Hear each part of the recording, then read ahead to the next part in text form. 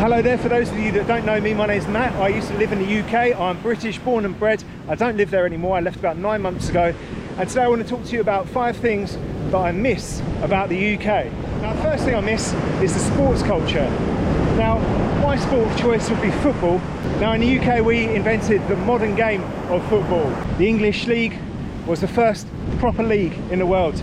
And we've got such a depth in the English League, especially where, for example, 5th Division last season, Notts County had an attendance at one of their games of 16,500.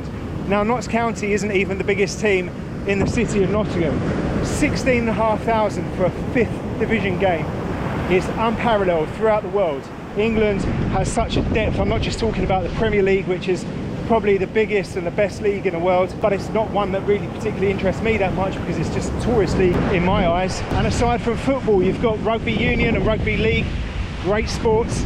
In the summer you have Wimbledon, there'll be the Formula 1, which has a great heritage in the UK, and boxing as well, and the Olympics. We always do really well in the Olympics. We've got a great sporting heritage in the UK. And as a side note, that's a great thing when you go abroad as well, because coming to these countries, like I'm in Nicaragua at the moment, people will want to talk about English football to you. The next thing is British banter, British sense of humour, that jokey, sarcastic, taking a piss, sort of dry wit that us Brits have. Have you ever, if you're British, tried to have a joke with an American and they just don't get it? Or if you're American and a Brit's told you a joke and you're like, how's that funny? It's just our British sense of humour, and Irish as well. We share the same sense of humour generally. That's not to say that other countries don't have a sense of humour. Our sense of humour is a bit different. British people are very funny, in my personal opinion. And yes, you can have a laugh with people from other countries, obviously, but the sense of humour isn't quite the same. And you can make jokes referencing TV programmes that only British people watch, like The In-Betweeners or Only Fools and Horses, for example. The next thing is good pubs. Every village, every town, every city has pubs. Now, there's bars all throughout the world, maybe not so many in Saudi Arabia, but there's bars everywhere, but they just don't have that same feel as going into a British or Irish pub. Going to a pub, for example, after a long walk and having that first sup of that first pint, feeling comfortable, feeling 100% at ease anywhere in Britain and Ireland, you can't replicate that feeling. Especially a good old country pub with a nice ale and a decent bit of grub, which leads me on to my next point. Good old British grub. Now, this is something that people in America or in other countries are going to look at and go, what? British grub is horrible. British food is internationally renowned for being dreadful. Rubbish. British food is decent. A good old steak and ale pie with a pint of stout in a good English pub on a rainy day. Bliss. Perfect. It's not just the British cuisine that I'm talking about, it's also the stuff we've inherited through immigration. Naan bread, chicken jalfrezi, onion bhajis and a pint of cobra. You're talking about a 10 out of 10 meal there. And then you've got fish and chips, a proper English breakfast, Sunday roast dinner.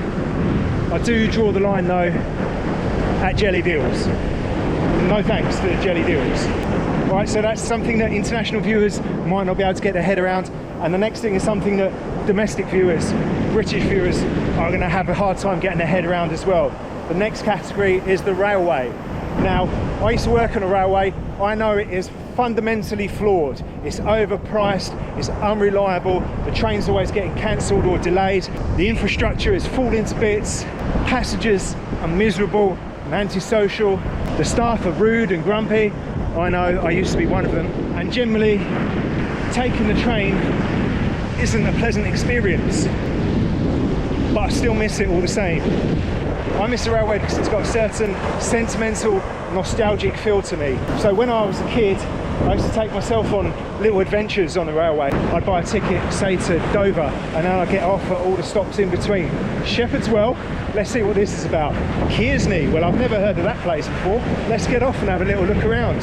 So that was like the start of my solo adventuring, mini adventures, I suppose. And then as I got older, I went up to Inverness in Scotland. It took 8 hours from London to get there. I loved it. It was like a massive adventure for me. And here in Latin America, there really aren't that many train services. There's a couple in Mexico, there's some suburban trains in San Jose, Costa Rica, but not really. All right, so we've come to the end of the beach here in Las Peñitas in Nicaragua, and it's also the end of the video. So I hope you enjoyed that, guys. Do you agree with me?